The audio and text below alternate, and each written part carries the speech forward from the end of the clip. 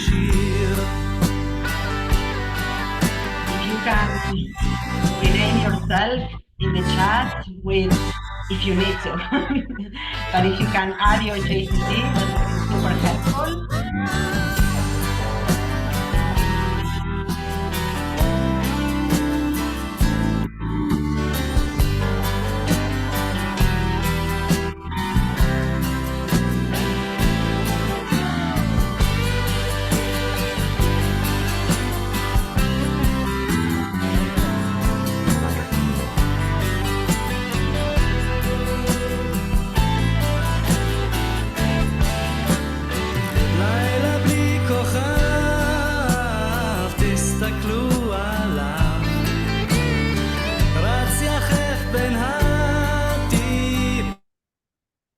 Thank you, Jacob, for starting us in an Israeli style and mood. It's wonderful to be with all of you. I think that I probably by now know most of you or all of you, but for those of you for whom it's the first time that you see me, I'm Veronica Marabankin, and I'm the director of the Sheva Center. And I am delighted that you took an hour of your busy time to be with us so we can compare notes, think together, learn some. So before we jump into our topic, I'm going to invite you to do a minute of silence memory of all of those who unfortunately are not with us due to the ongoing war in Israel.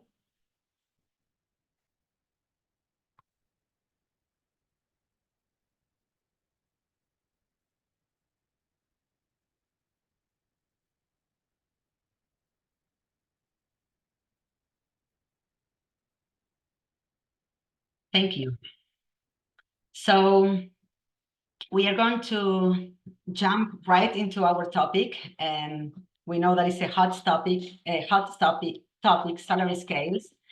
And what we decided that it was going to be more helpful rather than share what is your salary scale in terms of how much do you pay to the different positions, or even share exactly what the salary scale is, to share what is the thought process that can lead us into the creation of a meaningful and effective salary scale.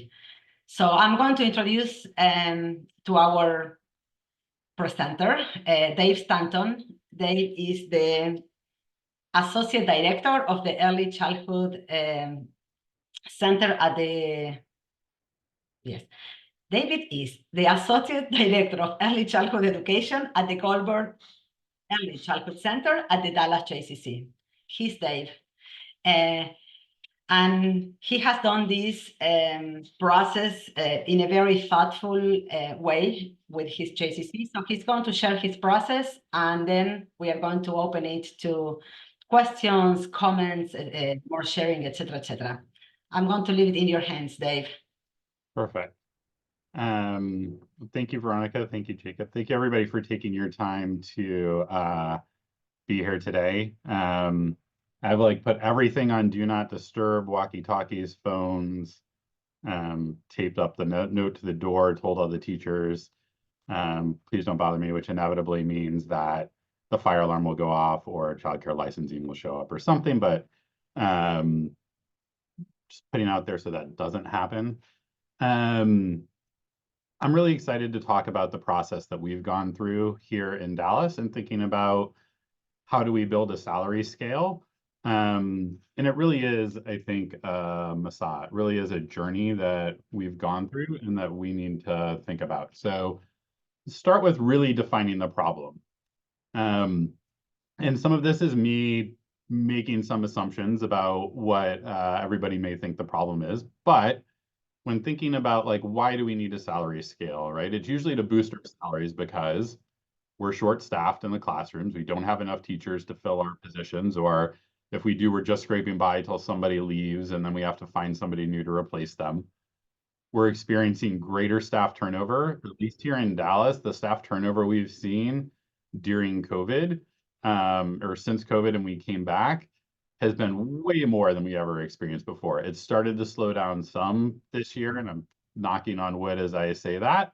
But that is a huge challenge, right? And some of that is people generally not leaving for a teaching position at a different school, but they're leaving because they feel like they can make more money in a different field. Early childhood education really requires staff who view it as part of who they are and not just what they do. It's really weighty what we're asking teachers to do in the classroom, that we're really asking them to invest themselves. And that's takes a lot out of people, and it's hard to expect sometimes for what we're able to offer return, like monetarily.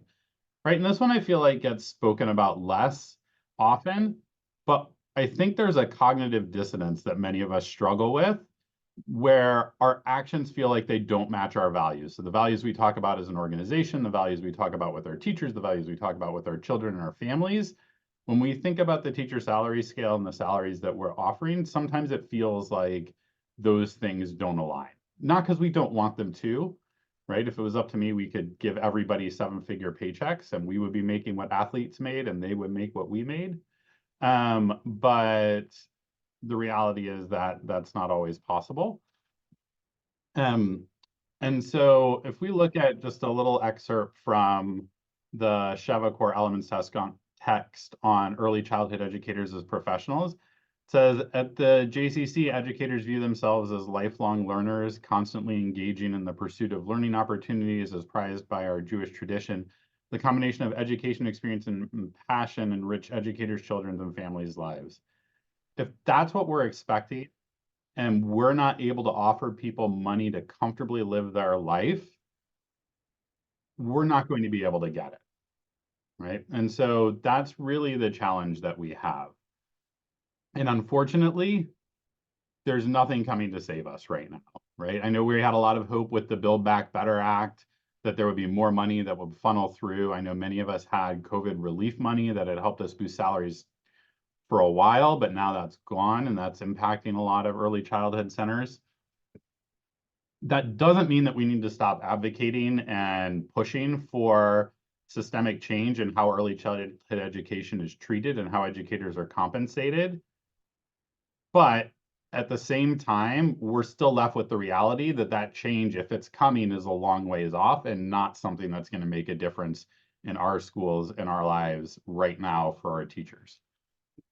Right, so it's a problem that we need to fight for on our own. And I say fight because this needs to be something that we're advocating for, not really nationally, although that's important, but within our own organization, we need to be pushing for this.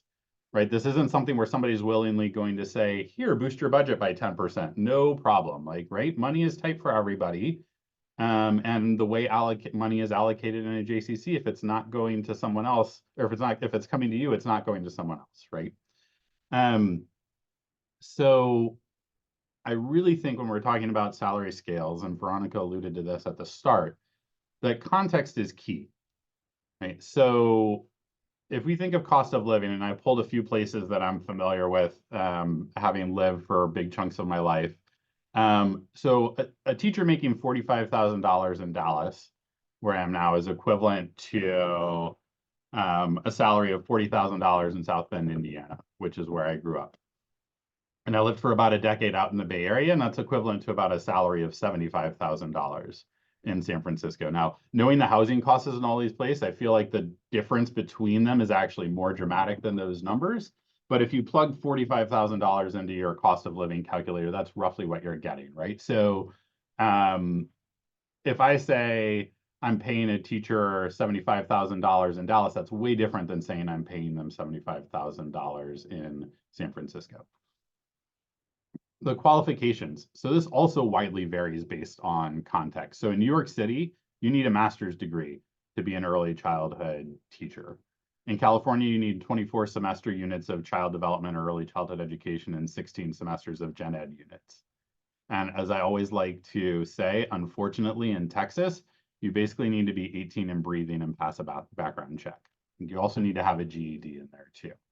So the person in the background that we may be hiring is very different in context. And I'm not saying that that means that that's the standard that we're looking for, or those are the minimum standards that somebody in California may be looking for.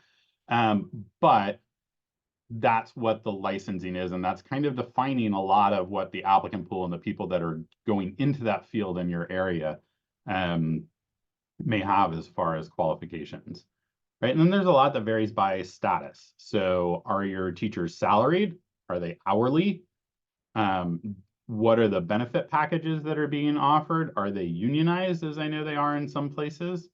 And so it's very different. You know, for us, our teachers are salaried, so it's an exempt position. So it's different than thinking about it in terms of what's an hourly wage, and it's not exactly equated to a specific dollar per hour amount. So, and that I would say is even before we get into doing the research of what does the job market bear for like a preschool teacher in our city? What does it bear in our community, right? And if there are other Jewish preschools, are they also paying similar to us? Are we behind? Are we ahead? How does that factor in? And then what about our competitors, schools that we kind of view ourselves as being in that same tier as, like, how do our salaries stack up to them? That also adds a whole nother layer of differences between our different locations. And so all that is to say is me simply sending our salary scale and the way that we calculate salaries is probably not going to be particularly useful to you. So at this point, you're probably saying, great, why are we all here today then? And I really think that we need to think about this process, or really like any major undertaking or decision process that we're going through, in the same way with a parallel process that we ask our teachers to think about how they're teaching in the classroom. Right. And so this is really a story about Masa. It's a story about the journey that we took, not thinking of the salary scale as a product and how do we get there as here's a spreadsheet, just take it to somebody, they're going to stamp it and go, but that it's really a process of how we get. So the same way we're asking our teachers to think like this in the classroom, we need to be thinking like this as administrators, and looking at others' experiences as a way of understanding what was behind getting to that point, so that we can, maybe if it's not 100% replicate the process they went through, we can use that as a jumping off point to go on our own journey that leads us to a scale, or whatever the end process is, the end of this process is, that fits our context, that it fits our JCC, it fits our teachers, their needs, it fits everything we were talking about in terms of cost of living, qualifications. All of that fits if we go on our own process, versus if you just take somebody else's product, right? It may not fit. It's not a one size fits all situation, right? So really, I think if we look at essential questions that we undertook here in Dallas and trying to figure it out, that was where I kind of really wanted to start our journey, right? And so I think the first essential question is, why is this existential, right? Like, why is this a big threat? We've stayed open, we've stayed mostly full, like our enrollment's good. Like, why is this a threat, right? So the big areas, it threatens our continuity of what's happening in the classrooms, right? When we're short-staffed, when there's turnover, and that can threaten our reputation, right? Which in turn, at some point, can threaten enrollment, right? If our reputation goes down. It sometimes can upset families. You know, if they have a teacher that leaves, if they have lots of rotating faces coming through the classrooms, that's a big challenge. There's a huge cost in terms of time, in terms of money that goes into finding and onboarding new staff. And we often end up, if we're just getting somebody, plugging them into a classroom, with undertrained staff, right? And the big challenge with staff that's undertrained and doesn't really fully understand and have internalized kind of how we do things and how we think about things is that you get lapses in judgment, you get policy and procedure issues. It can lead to things like licensing violations or injuries or worse, right? And those are the things that could really put a preschool in a tough spot, right? Maybe even one that you can't bounce back from, right? And this is all to say that all these things really limit our abilities to move our school forward. If we're having to focus on all of this, we can't move our school forward, right? So that was kind of defining why we needed to address this, right? What was the cause? What was the impact of the problems we were seeing in terms of teacher retention, in terms of what we felt like we were paying, right? And so I started thinking about, like, who do we need to persuade, right? And had to do a little bit of a reframe, right? And it's, who do we need to bring along on our journey, right? And the opening line of the Early Childhood Directors' Visionaries text in the Sheva Core Elements reads that visionary learners galvanize a process for creating and living a shared vision for the school, right? And so it's not enough for us to have that vision, us to know the answer, us to say, hey, if we just do this, I'll be fine. It's a process that we have to bring people along with us. And who are those people, right? They're the professional leaders who have to sign off on things in the JCC. They're the lay leaders, that could be board members, and they're the parents of our school. All of those people are people that we brought into our journey, and thinking about how we chose them was really important. So for one thing, you need to know who the key players are. At some point, there are going to be people who, whether we like it or not, may need to sign off on something, or may have the ability to help us make sure something happens or doesn't happen.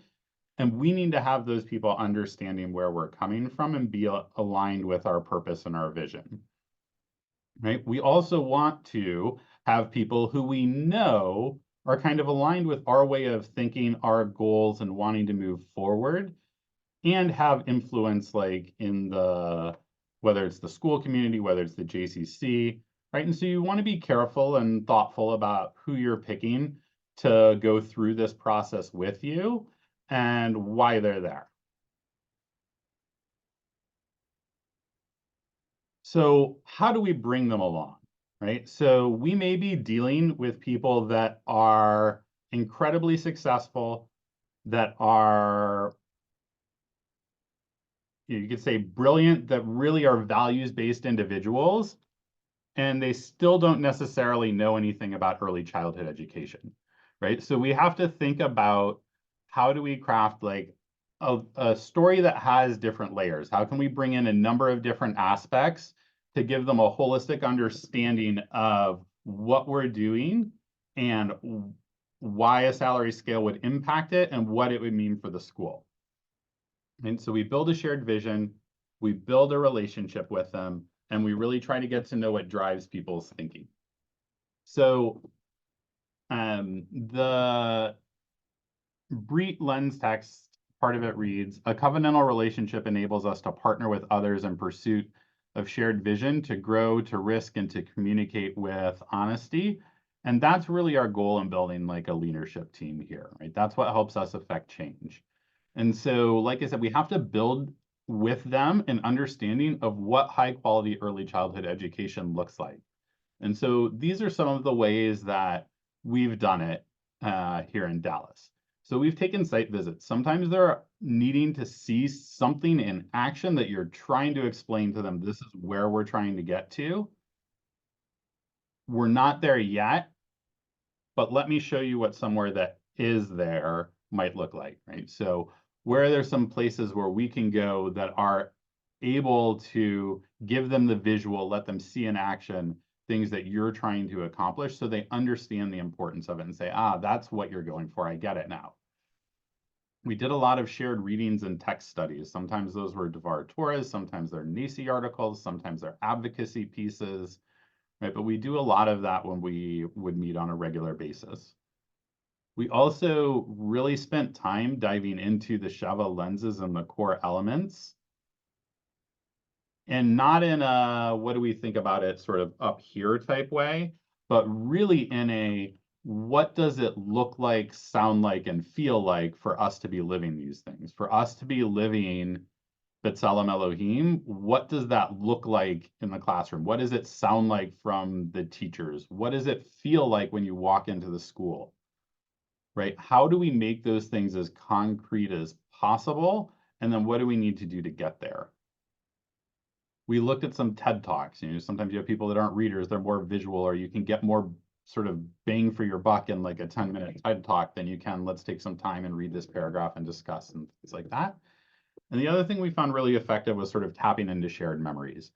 Without fail, everybody who was on our leadership team has that teacher they knew when they were young. And maybe it was elementary school, maybe it was preschool, but they had that teacher that really made a difference for them because they saw them for who they were, right? And connecting people to that and the difference it made for them has them a little more invested in our purpose and what we're doing here for the children in our school. So how do we build those relationships, right? That's more what we did, but how do we really build the relationships? And so part of it is what you do throughout your time there. So regular conversations. So with our leadership teams, we really try to engage the people who are on them as much as possible. We have regular conversations with our supervisors, talking about our successes and what our challenges are. Right, so they're really understanding what we're going through on a day-to-day basis, that it's not like we wait until something like blows up and then it's like panic button, right? That they're really part of what we're going on like a regular ongoing once, twice a week basis of knowing what's happening in the preschool. That we're really trying to turn our challenges into opportunities by engaging people as thinking partners. So that can go from things as big as a salary scale to as small as, hey, we've had a few parents mention that they want us to kind of look at our snack menu and see, could we do something that feels like a little healthier some of the time? And we can bring together a group that will look at that, that think about that, that will help us come up with stuff. And then you have the benefit of they can then help sell that with other parents. You also have the benefit of people are feeling invested and bought into what's happening in the school. It's the same way we want to have teachers feel invested in the choices that we're making in the schools as leaders and have their voices heard, right? The same way we want teachers to do that for children in the classroom, to have their voices heard, that they're really helping build their classroom communities. That all creates buy-in, and we want to do that with our leadership team so they're really invested in the school. We've done it by inviting people into our classroom, parents, people that work here, board members.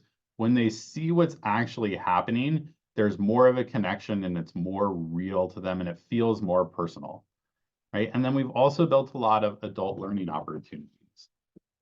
So this can be things of how do we develop curriculum in the school, to how do we manage big emotions, to how can you help your child with potty training, to studying, doing book studies together that may be related to parenting, may not be related to something specific within our school.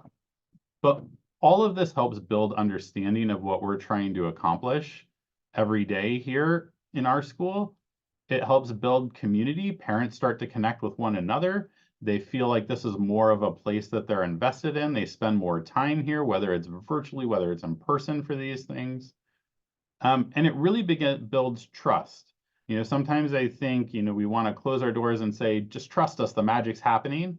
But when they actually see it and hear it and start to understand what you're doing and why you're doing what you're doing, it really does begin to build a lot more trust. And that in turn builds advocates, right? It builds advocates out in the community for your school being a worthwhile place. It also builds advocates for when you need people to support you for things like a salary scale. So while all this was not done solely for the purpose of building a salary scale, all this was done, and then we're able to scaffold that onto it because we have a leadership team, because we have people that we've spent time building these relationships with. It makes it much, much easier to go through this process than if you're trying to start from scratch and you have no relationships and you don't have that leadership team. So you really want to think about what drives people's thinking when we were going through this process, right? And I kind of distill that into three broad categories, right? There's the financial piece, there's the Jewish or the human values, and then there's more the emotional connections. So I spend a little bit of time kind of looking at each one of those things. So thinking about the finances, right? And where is our money going? So if your JCC operates like mine, you have a CFO that loves spreadsheets, that has a sign that says finance is fun, that really believes finance is fun, and that can probably quantify just about anything in your agency in terms of like a dollar amount, right? That's budgeted in some way or another. So if you can use that to translate into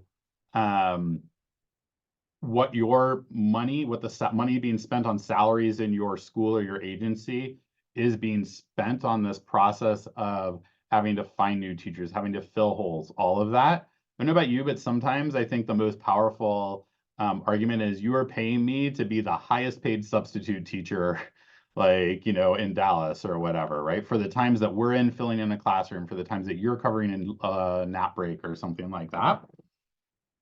That costs money. It also costs opportunity of us being able to do other things in the school that our school really needs.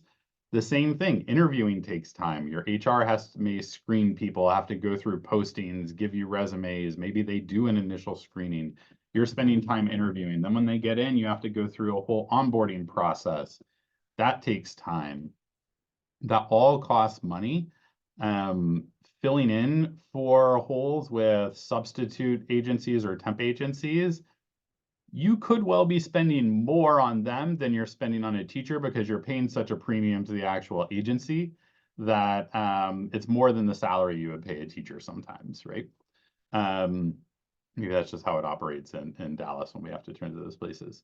And then families lost. What does that do to the budget? If they're unhappy with what's happening as far as like not having enough teachers or having underqualified teachers or underprepared teachers, right? Do they stay in our school? Does our bottom line, does our revenue stay as high if we're not able to offer the product that we say we are or that families are expecting? And then what's the risk of all of that? So for us, persuading that, you know, some of the risk of not having a salary scale is it's actually one of the NAEYC criteria. So there's the NAEYC accreditation factor. Also being able to do all the things you need to do for NAEYC accreditation. That's a big selling point in our community, maybe in yours, may not be in yours.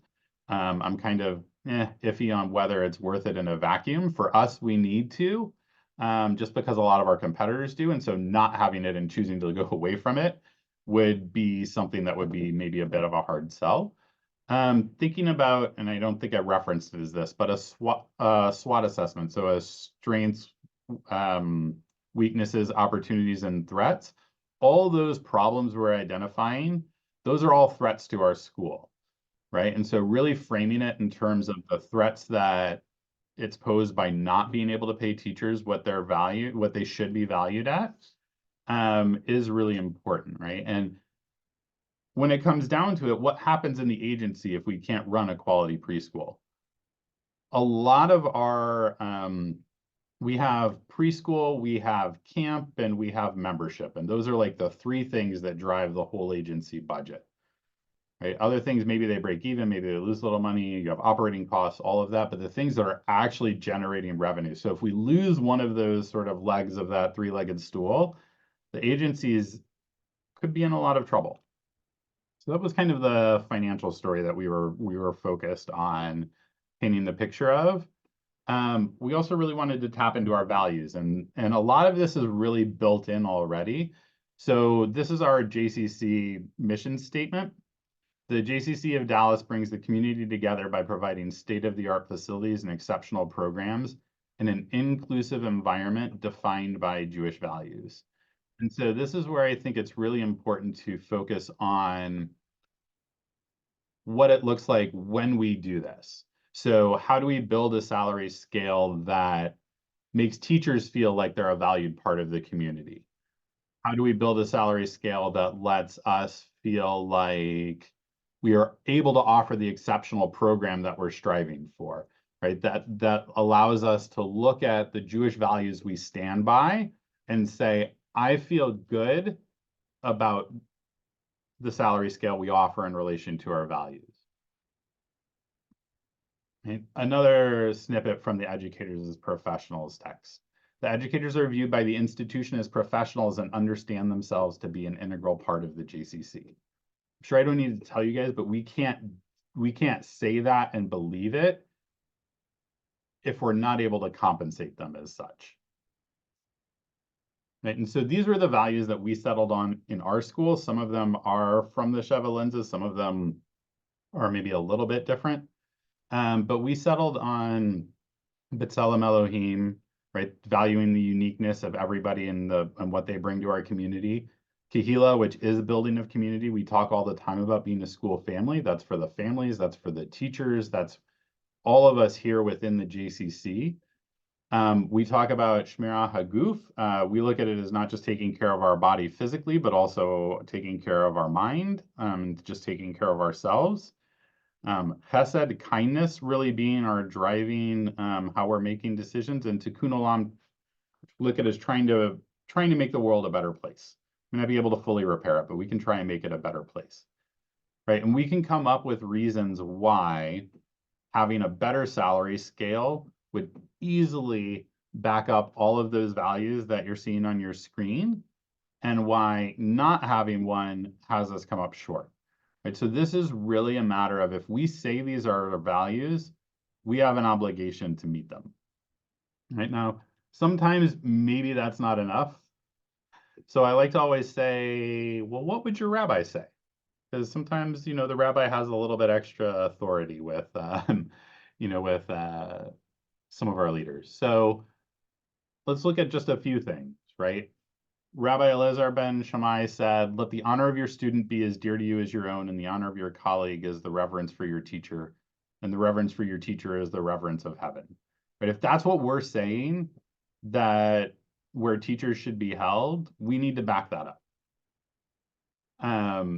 If the Jerusalem Talmud's really right, that the real guardians of the state are the teachers, we need to back that up, right? All of these are tools. You may need some of them, you may not need any of them, you may need all of them, that you can use to kind of craft the story that you're trying to tell when you're making this argument. And then I talked a little bit about finding that teacher that people kind of anchor back to, that really made a difference in their lives, that they look back to and say, that person got me at that moment when I needed it. Right? So Abraham Joshua Heschel said, the teacher's the text the students never forget. And Rabbi Jonathan Sachs said something very similar in many more words, that teachers open our eyes to the world. They give us curiosity and confidence. They teach us to ask questions. They connect us to our past and future. They're the guardians of our social heritage. We have lots of heroes today, sportsmen, supermodels, media personalities. They come, they have their 15 minutes of fame, and they go. But the influence of good teachers stays with us. They are the people who really shape our lives. So in our texts from more contemporary rabbis, we're seeing that we need to value teachers, right? And that needs to be something we're happening. Now, when we're still coming up short, I think what connects the most with people is if you can reach them on an emotional level. So how do we get people invested in our story? So one thing we did with our leadership team, and then also with our teachers and everybody when we were making a push for this, we watched the film No Small Matter. Also did it with my friends in Palo Alto, and I see some of them here. So we did a joint day of learning with our teachers virtually during COVID around No Small Matter, and kind of thinking about it in the childcare crisis in the country. It really got to a lot of our leadership team and had them thinking about, well, I hope we compensate our teachers in a way that doesn't make them have to have a second job tending bar after they finish work, or leave the field even though this is what they're clearly meant to do because they just can't it doesn't financially make sense. Right. There were the Sparking the Change task force that originated in Chicago not long before COVID came into our lives, did a few teacher interviews, and those were really powerful. I remember there were two stuck out in my mind. One was a teacher who was getting ready to retire after spending her whole life teaching. And she said that she had no money saved for retirement. Her whole life she was just basically making ends meet. she had no money saved to retirement. And if she could go back and talk to herself when she was 20, she would say, don't do this. And the other was a teacher who, when she had her second child, it cost her more with her staff discount to put her kids in school there than she was going to make. And so she had to quit teaching even though she loved it, because she was essentially paying money to teach at that point, right, in the family. Now, those are, I think, powerful moments. But what I think really can drive it home is when you can contextualize it for people, with the people they actually see every day.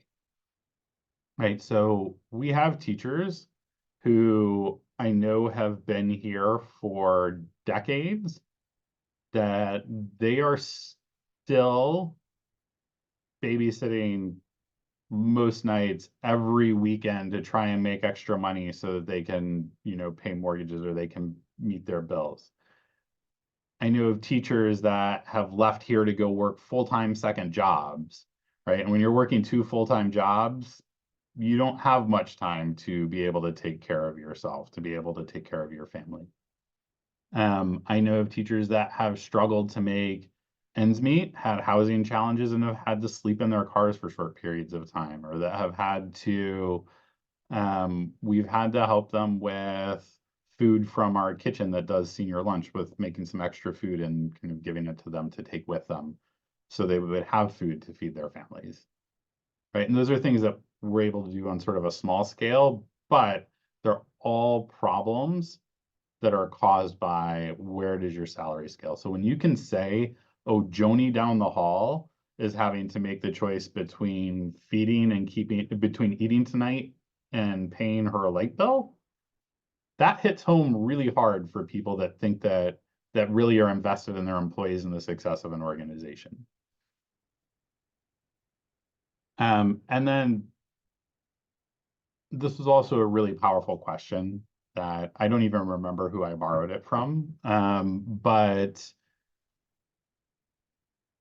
if your child came to you, right, and putting this to people who are on your leadership team, who are on your board, if your child came to you and said, I'm thinking about pursuing a career as an early childhood educator at the JCC, what would you say? I mean, I will pause a little bit for effect there, but like, my kids did that. I mean, on the one hand, I would be kind of proud because I think that speaks a lot to the type of person they are. But most of the reaction is I'm terrified, right? Like, that's not a way that you want to have to navigate through your life financially. Which is sad that, me or other educators or something would say that, because this is what we give our lives to, but it's the truth. I would rather my children not have to go through some of those financial struggles that I had to go through, or bar members like, oh no, my child is going to go like this direction where everything's comfortable and stuff like that. And I'm sure there are all sorts of other problems that come with those professions, but right, the financial piece really, I think, when they're putting it in that context of, I say I really value the work, but I wouldn't want my kid to do it, there's that cognitive dissonance that I think always kind of pushes people towards change. So we go back to essential questions, right? And we talk about what do we value here at the GECC when we were creating our salary scale. And we did it in a couple of steps. So step one, we were able to do this. So when we came back from COVID, we froze salaries for a year. We didn't have to cut any, thankfully, but we didn't really know what the year was going to yield for the world, for school. Will we make it? Who knows? Right? So salaries froze. But when we got to the point where it felt like we were going to be successful, we were coming through this okay. And we really looked and pushed on all these things I've been talking about. It was really important to us first that we felt like everybody was paid a living wage. Now, I think most of our teachers fell into that, but some may not have beforehand. Some didn't beforehand. It doesn't mean they couldn't make ends meet and they were not able to do it, but it wasn't a wage that you could fairly think maybe without living at home or without like assistance. They could afford a place to live. They could afford all their food. They could afford their bills, transportation, right? So that was what we really pushed for. And we elevated everybody on just our salary scale. And we did it in more of like, if you're at this point or below, we're going to bump you up like this percentage. And we kind of did it in sort of a tiered thing. So everybody, even at the top, we were boosting more significantly than we ever had before. But the bottom, we really elevated, to the point where I think for some people, it was almost like 25% that we were able to boost their salaries. Now, I think that's a lot about where we were before as well as where we were able to go to. But it's a big shift organizationally. It's a big shift budgetarily, right? And so it took a lot of convincing and a lot to get to buy into that. So the next step, and of course we did that right before the job market exploded, like several months before the job market exploded. So then all the progress you feel like you made and all the progress and the goodwill you felt like you had from doing that kind of started to evaporate relatively quickly when everybody starts paying like much, much higher salaries in all sorts of fields. And that started pulling teachers out of our classroom. So what we really focused on, and I think it's funny that the type of people who really enjoy looking at like spreadsheets, and there are times where I can be that person, like think in a very organized, logical manner. And what really appeals to them in a lot of sense is setting something like a salary scale, because you can say, I have a teacher that has a master's degree that's been teaching for 20 years. I can pay them X. And then any teacher that comes along who's teaching with a master's degree, we can pay them X. Same thing for, I have a teacher who it's their first year out of school. We're going to start them off here, right? And then you're making these decisions based on what you've decided you value as a school, as an agency, and you're not making them based on how desperate are we? We really like this person. Not sure, but maybe. Like you're not putting that in there. If they're worth bringing into your classrooms, you can define a set of criteria that allows you to kind of generate what their pay should be. And for our CFO, that was a big deal, right? Because it took out some of this feels somewhat arbitrary, or, oh, I'm trying to decide their salary because they're pretty much like this other teacher and this other teacher's making X, so we should start them off at X, right? It took out some of that sort of like guesswork, magic ball that sometimes I think felt like it was coming with the salaries. So what did we decide that we valued when we were building our salary scale? I'll kind of go through the different factors. So one was the experience. And we grouped it into the following tiers. We grouped it into they've been teaching for 1 to 5 years in the classroom, 6 to 10, 11 to 20, or more than 20. In a lot of senses, I think building as many steps into your salary scale as possible is a good thing, because every little bit, it lets you add some more money if somebody's just like a half step up somewhere, right? So if you make really broad steps, it may be hard to go like to have somebody that comes in between here. But if you have like a lot of little steps up, you can get people a little bit more money, because that's really what all this is about, is us putting more money in our teacher's pocket, right? We valued their education. So that could range from, or that does range from having a CDA, having an unrelated associate's, a related associate's, an unrelated undergraduate degree, a related undergraduate degree, an unrelated master's, a related master's, right? And for us, having all those steps was really important, because even if, maybe NACCE doesn't value an unrelated degree so much and say that person's qualified to be a lead teacher, the job market values somebody having a degree, right? And so we should too. We can't exclusively always hope that somebody's going to have a teaching certificate or they're going to have a child development degree. It would be nice, but as we know from enrollment trends in colleges and colleges slashing programs in teaching right now, that's not the way that things are going. And I'll say extras. What else do you expect of teachers? So I talked about us expecting that our teachers being salaried and not hourly. Right. And so I think that there's a temptation to say, well, they're salaried, so we can really ask them to do anything. It's an exempt position, just like my position's an exempt position. We don't have like a 40-hour work week. We have the expectations of the job, and you're expected to get it done. But we value all the extra things. So we're asking and we look at it as sort of a stipend that we're able to include for their planning time that's happening outside of the classroom, for reflective supervision meetings with our pedagogical team and with myself, for staff development that we're asking them to come to after hours and things like that. We're valuing all of those and putting it in because it's easy to ask teachers to do things. And we know this about our educators. They will probably say yes because they love doing what they're doing. They love their job and they're passionate about it, but it's not necessarily fair of us to take advantage of that without compensating them. And so the other way we try and really tap into that and also let them bring their passions to our job is by valuing other things. And these are not necessarily across the board, but there are other things that we have people do that we can build in additional salary for. So we have teachers that help maintain our library. We have teachers that help maintain our naturescape and do the actual like caring for the plants and work and stuff like that out there.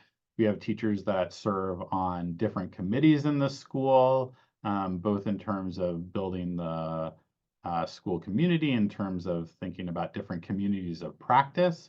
We compensate our teachers for being parts of those within our school. We have a teacher that designs any kind of form we need, any kind of branding sort of stuff on that. She will do it for us, and we build in a number of an amount of money into our contract to do that. We have teachers that serve as mentors for new teachers.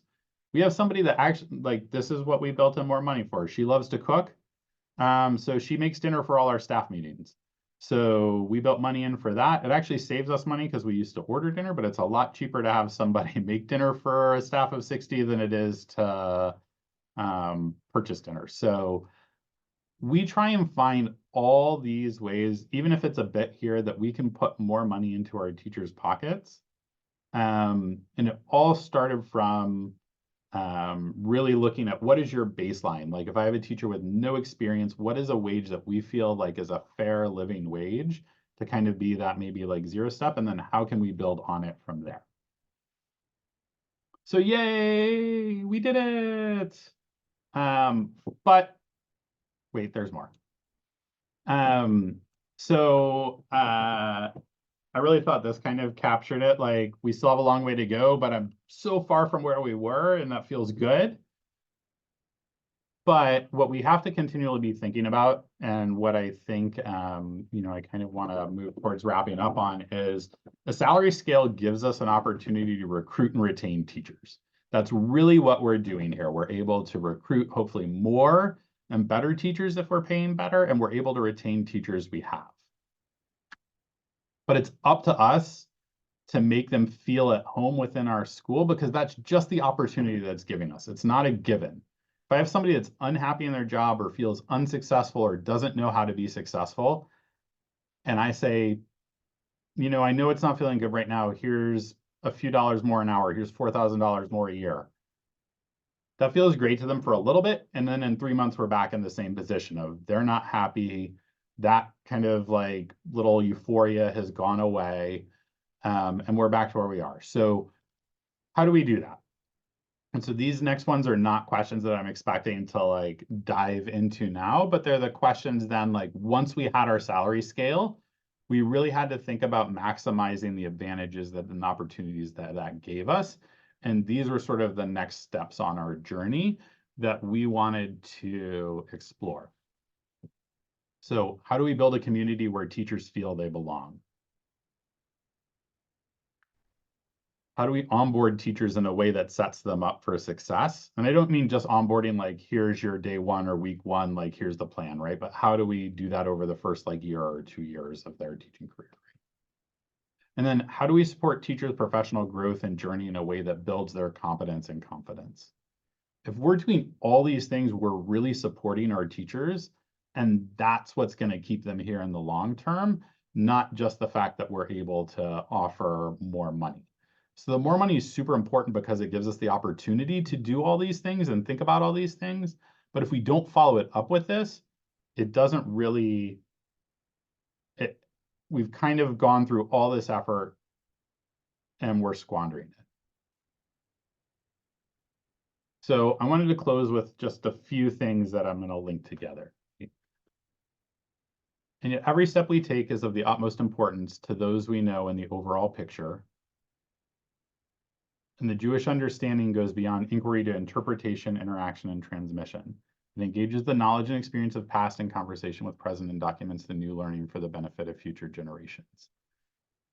So the top one I think about in context of this presentation as we took a small step here in Dallas, but it was a really important one, right? And the second one here, I think about, this is our opportunity to kind of share our learning, document it, engage it with conversation with all of you. And when you combine those, I think it has the opportunities. This says the Jewish imperative for involvement in the healing and unification of a broken world is an ancient one. It is our nature to be somewhat dissatisfied with the acceptance of the way things are. We speak and yearn for a time of increased harmony, unity, synthesis, and partnership with others. And I think I would add to the speak and yearn to act. Like, we have the opportunity here to act in partnership with others, both in this room right now, and then also in our JCCs. And these are all excerpted from different lens texts from the Sheva Center. So I'm going to stop right there. I'm going to open up for questions. And if there aren't any, if there are people who have gone through a similar journey or in the midst of that journey or thinking about it, I'm curious what other questions or challenges or wisdom you would have to share with the people that are wondering kind of how to go about building a salary scale. So I'm going to stop sharing my screen and take a little drink of water.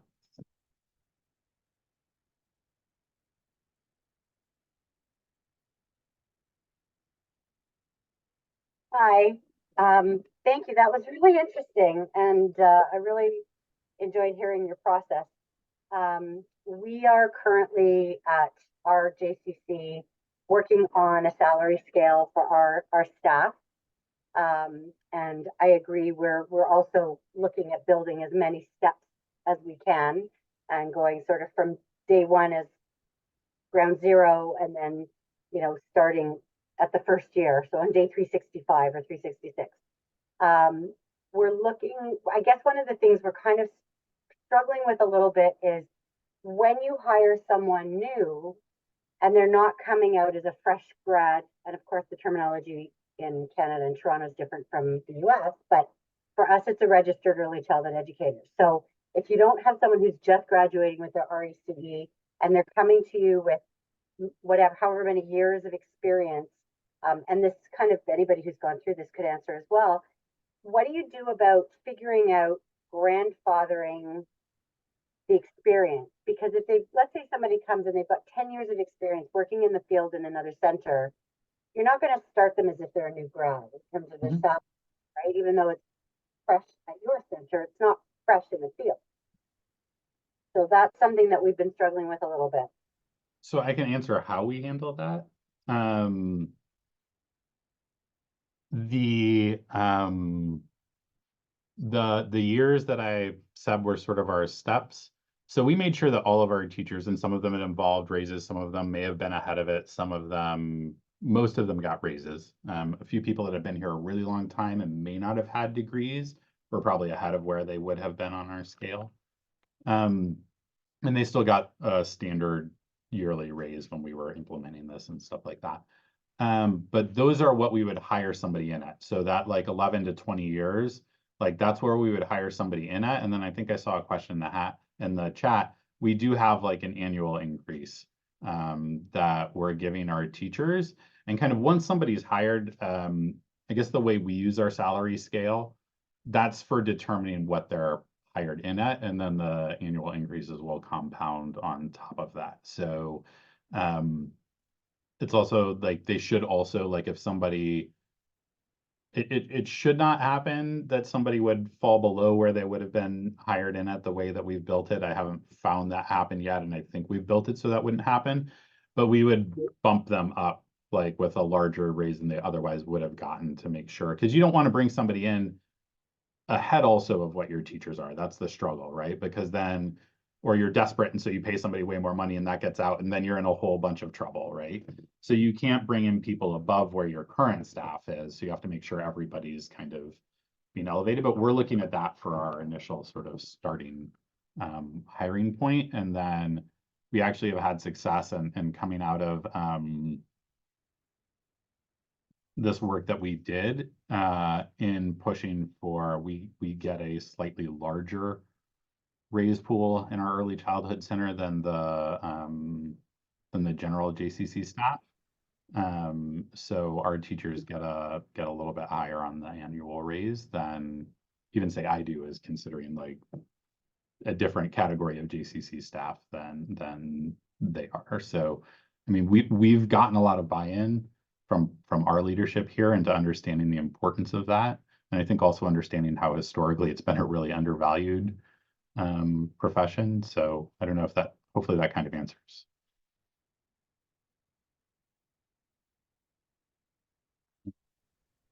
Or There is I see you, Jessica. There's a question in the chat. If you have infant toddler educators / childcare, how do you offer salaries? I thought childcare workers were categorized as hourly employees per feds. I don't know if you want to answer that one. So I can give a limited answer to historically, and it happened before I even came here. There was so I believe here it's always been considered a salaried position, and there was a thing with the state labor board, and they went through a whole looking at what our expectations were, what everything was, and it was determined that they were that everybody was considered an exempt employee versus a non-exempt employee. That by now must have been about a dozen years ago, so it was a little before I got here. But I don't know a ton outside of that. I mean, the salaries don't get pulled, I'll say salaries don't get pulled out of you know, sort of thin air. So obviously we're looking at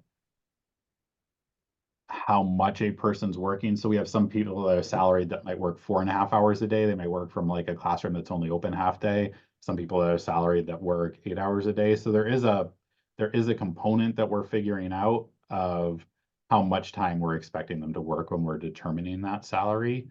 I don't know if I can answer Erica exactly how that may be a anything goes in Texas a lot of times where it may not in other states, which I think generally benefits us personally because I trust the decisions that we're making, but also makes me a little scared for what it's probably like in other centers.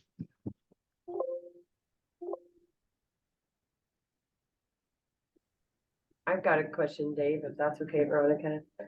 Yeah, let's take this one and then we'll wrap up.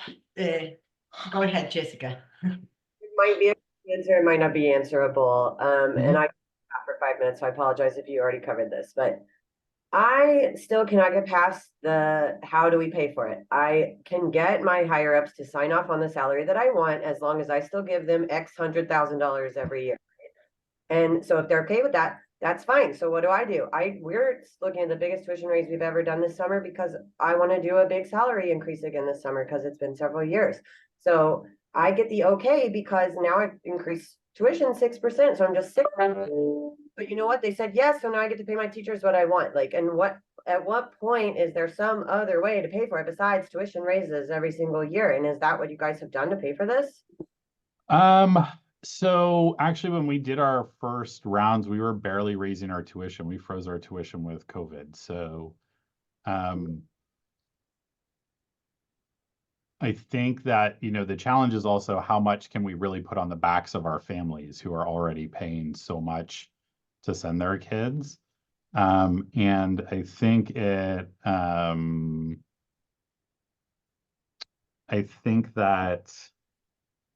I don't know, it may be just how much buy-in you're able to get from your leadership, or showing just how big a threat it is if we can't do it.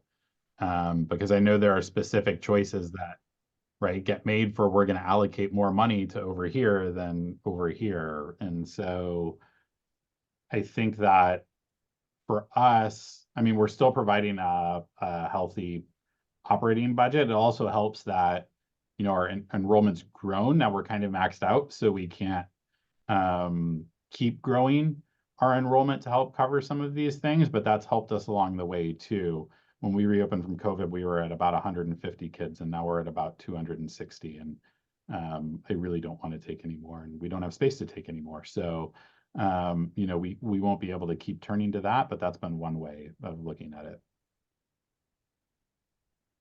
And Jessica, I know this might sound naive or a little lofty, but I think that we cannot underestimate the importance of that process of building a shared vision and bringing the lay leader and the professional leadership along the way, because historically, the early childhood is the most, or one of the most, actually the greatest, or one of the greatest streams of revenue. And a lot of JCCs are beginning to look at it a little bit different. They are beginning to realize that we cannot continue to squeeze the lemon because the lemon has no more juice. And maybe JCCs begin to think creatively about other sources of revenue, endowments, the list goes on and on. But if historically JCCs were expecting X number of dollars as a profit, maybe it's time to look at it. It is sustainable. Is this really doable? So I know it can sound naive and lofty, but I think it's about to bring others along to share our vision and to really understand what is the work that we are doing. So in a nutshell, almost like if they could value the educators more, maybe they would ask for less in the bottom line and understand why they're going to get less. Yeah. Well, Yeah. It's not easy to accomplish, but I think we cannot give up. And I think that we need to support each other to get the message across. So I don't know if you are aware, but the Sheva Center is launching in a few weeks a community of practice for C-suite members, which this is either chief executive officers or chief operating officers or chief program officers that oversee early childhood, to begin to look at what does it mean quality Jewish early childhood education. So if you want more information, email me or Jacob. If not, it was in the last brief. I strongly encourage you. It's not for early childhood directors. You know it, you understand it, and we want to bring others into the conversation. So thank you so much, Dave. I hope that this was insightful, inspiring, thought-provoking, and you can email Dave if you want. I'm volunteering you, Dave. If you have any questions.